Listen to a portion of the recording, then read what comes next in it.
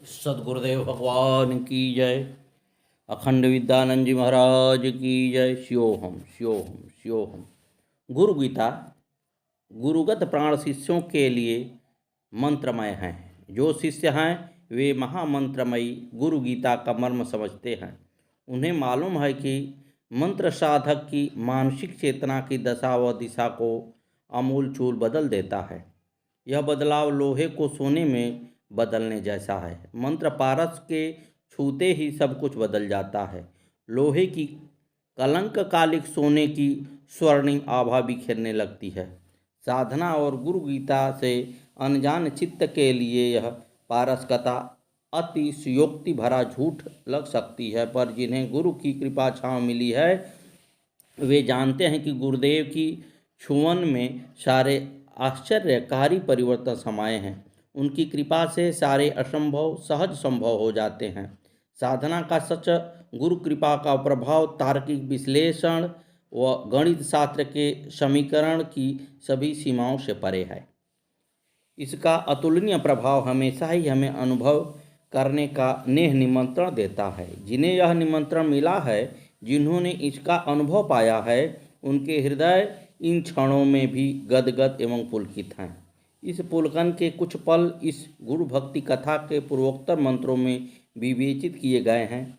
इसमें शिव संदेश यही है कि गुरुदेव से अधिक और कुछ नहीं है। भगवान भोलेनाथ ने यही कहा है, गुरु तत्व परम कल्याणकारी है, यह मेरा आदेश है। गुरु ध्यान की सहज परिणति साफ है।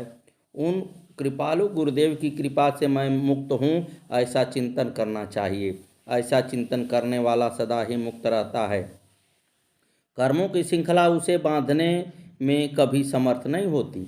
इस सच के नए आयाम खोलते हुए भगवान सदाशिव आदि माता भवानी से कहते हैं, गुरु दर्शित मार्गेण मन शुद्धि तु कारयेत अनित्यं खड्गेत सर्वं कचिद् दात्म गोचरम ज्ञेयं सर्वस्वरूपं च ज्ञानं च म उच्यते ज्ञानं ज्ञेयशमं कुर्यात् नान्या पथा द्वितीयकं। गुरुदेव जो भी राह दिखाएं उसी राह पर चलते हुए मन की शुद्धि करना कर्तव्य है। शिष्य को चाहिए कि मन में वह इंद्रियों से भोगे जाने वाले सभी भोगों को और सभी अनित्य पदार्थों का त्याग कर दे। सभी को आत्मस्वरूप अनुभव करना ज्ञान है। जिसे ज्ञान हो रहा है और जिसका ज्ञान हो रहा है, ये दोनों ही समान हैं, अर्थात यह संपूर्ण जगत अपनी आत्मा का विस्तार है। ऐसा अनुभव ही मोक्ष कारक है। इसके सिवा अन्य कोई पथ नहीं है।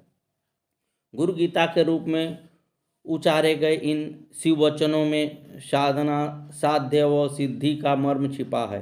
साधना वही जो गुरुदेव बताएं, साध्य वही जिसकी ओर वे इशारा करें, और सिद्धि वही जिसमें कि उनकी आत्म तत्व के विस्तार रूप में अनुभव हो।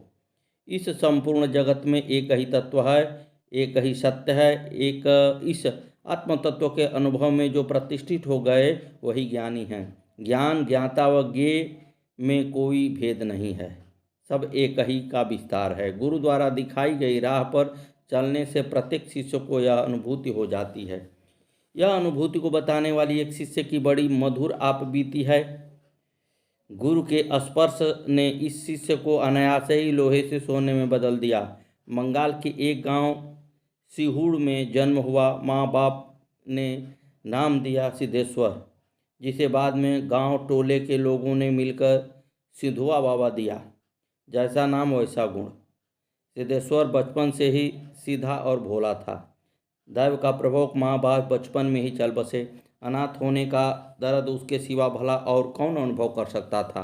अपमान से दिया गया अन्न और तिरस्कार से दिया गया जल उसकी भूख प्यास बुझा देता था। पर कभी कभी जब और अधिक अपमान सहने की हिम्मत न पड़ती तो वह भूखा ही सो जाता।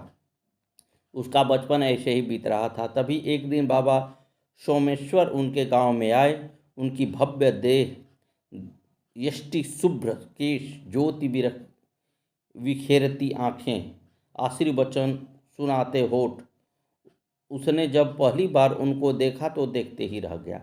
समझ में नहीं आया क्या कहें, कैसे कहें। उसने तो बस इतना ही सुना कि बाबा को लोग परमहंस देव कहते हैं।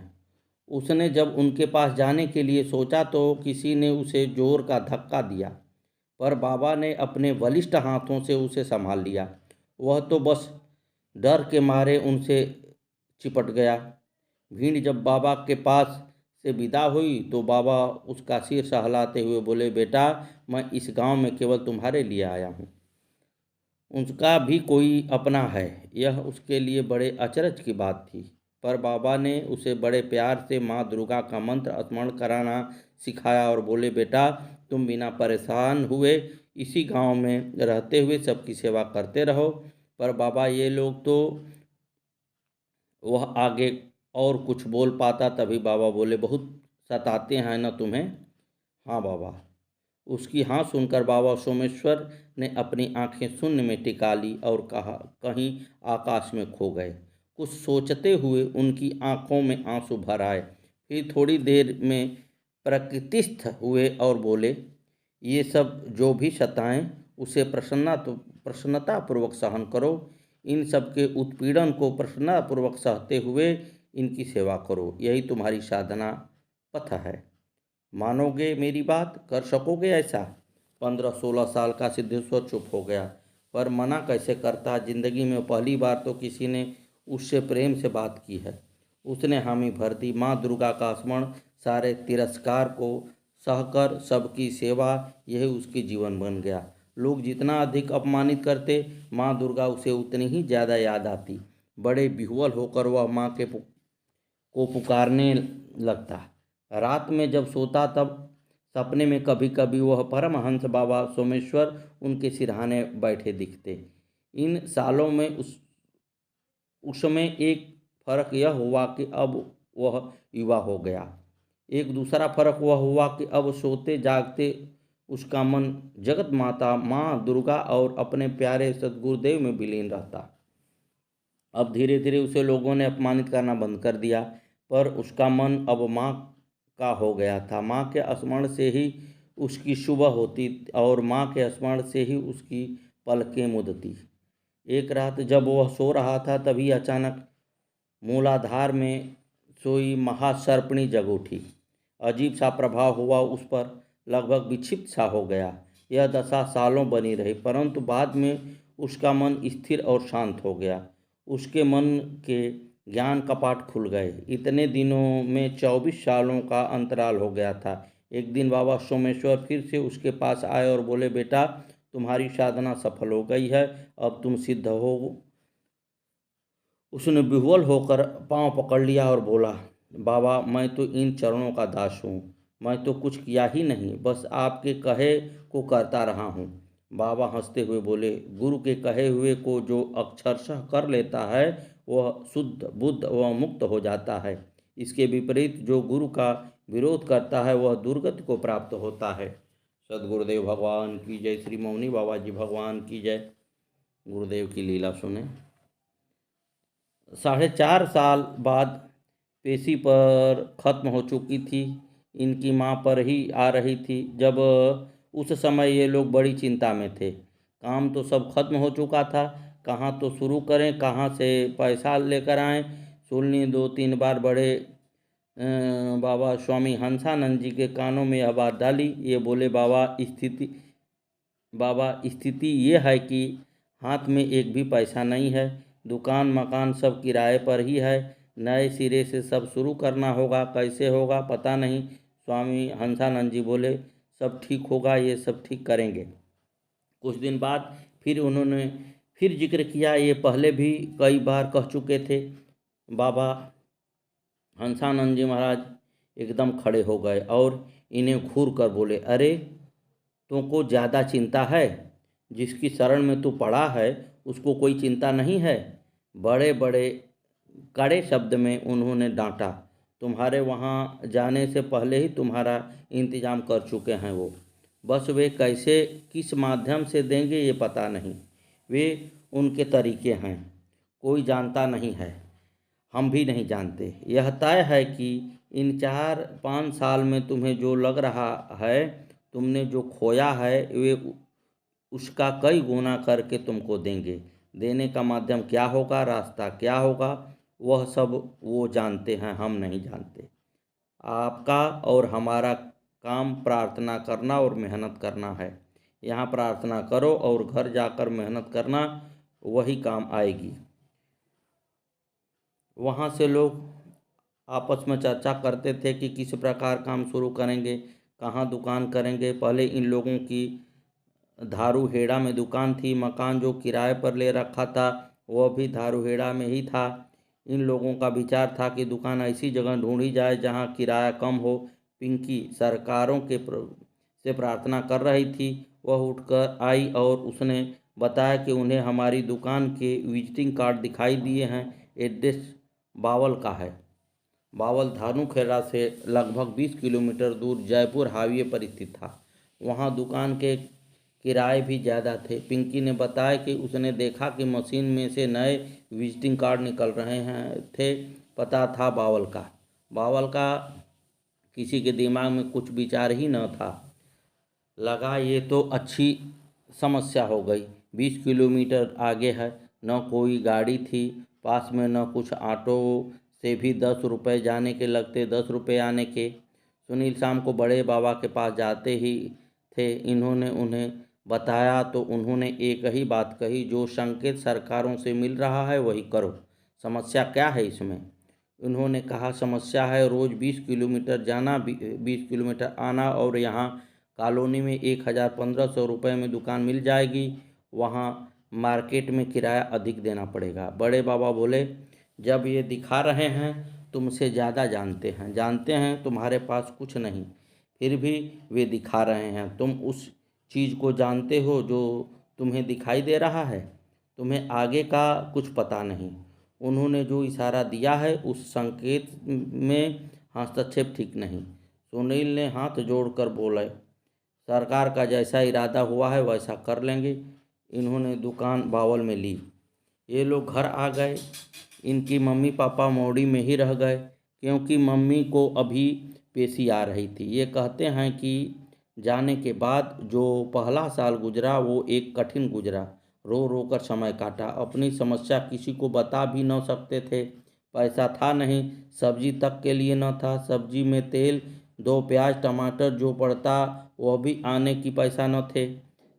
सबसे सस्ता आलू देखा तो मंडी में से 5-7 किलो आलू ले आते, उबाल कर नमक मिर्च डालकर खाते थे। कई दिन खाते खाते उब गए तो उसमें उबले आलू को सूखी कढ़ाई में सेंक कर करारे करके खाने लगे।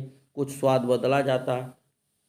तेल सिर्फ सरकारों के लिए जलाने के लिए रखते थे, उसे खाते न थे। जब आलू सूखा सिकता था तो कुछ जलने की सी महक आती थी। मकान मालिक की पत्नी बोली, पिंकी सब्जी बनानी नहीं आती, रोज़ सब्जी जलाती हो, उनको क्या बताते। पिंकी अंदर आकर रोने लगी। फिर कहते, जो भी समय है ये सब काटना ही पड़ेगा। एक दिन इनके मकान मालिक के बच्चे ने बेचने वाले से सेव लिए। सुनील घर आए तो उनकी बेटी ख्वाहिश ने कहा, पापा जी कल एप्पल लेकर आना। एप्पल कहाँ से आते? इनके पास 10 रुपये भी न थे कि एक सेव भी लाते। पहले दिन बहाना बना दिया, ध्यान न रहा, कल ला दूंगा। अगले दिन उसने फिर पूछा, एप्पल लाए? इन्होंने फिर कहा, बेटी ध्यान न रहा। वह बोली, अगर कल एप्पल न लाए तो कुट्टी हो जाएंगी, बोलूँगी नहीं। इनका मन रोता था। ये रोते थे, सभी रोते थे। क्या करते, रो लेते थे। फिर अगले दिन ये पिंकी की सिलाई मशीन लेकर उसे ठीक कराने बाजार गए। मिस्त्री के यहाँ रख गए। भगत सिंह चौक पर खड़े थे। टेम्पो के लिए जेब में 10 रुपये थे। जैसे ही चढ़ने को गए लगा, चल बच्ची है, 3 दिन के सेव मांग रही है। इन्होंने छोटा सा सेव लिया। फल वाला बोला, एक ही जनाब? ये बोले, हाँ एक ही। सेव लेकर ये पैदल घर चल दिए। रास्ते में सोचने लगे। सोचते सोचते 3-4 दिन हो गए, सेव न ला पाया। आंसू शुरू हो गए और घर पहुंचने तक भी न रुके। सुनील कहते हैं कि हम अपनी परेशानियां किससे कहते।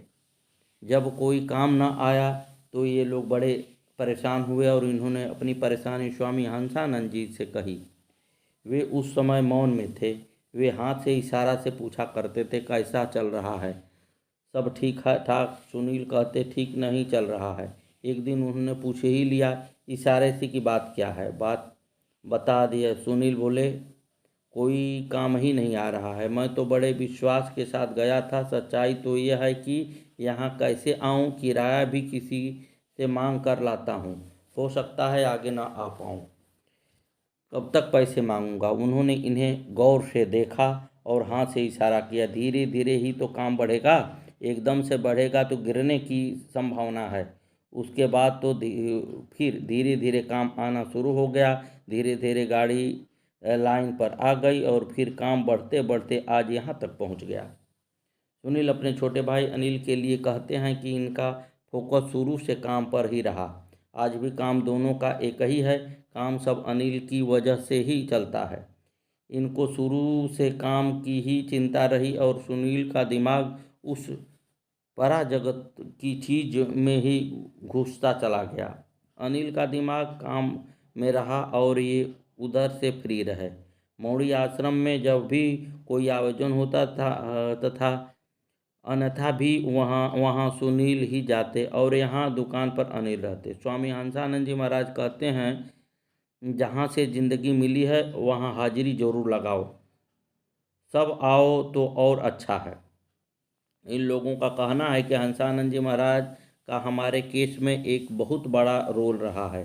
कुछ न करते हुए भी जब भी हम कहीं पर उलझ जाते तो फिर वही समझाते थे। बड़े बाबा डायरेक्टर कुछ न बताते, कुछ इशारा सा देते थे। हमें खुद ही समझना पड़ता था, या फिर बातों ही बातों में कोई बात ऐसी हमारे दिमाग में अटक जाती कि हम उस पर स्वयं निर्णय ले पाते थे। ये कुछ भी कहने से बहुत बचते थे। हमेशा यही कहा करते थे कि हमें कुछ नहीं पता। सद्गुरुदेव भगवान की जय। श्री मौनी बाबा भगवान की जय। आगे की कथा कल।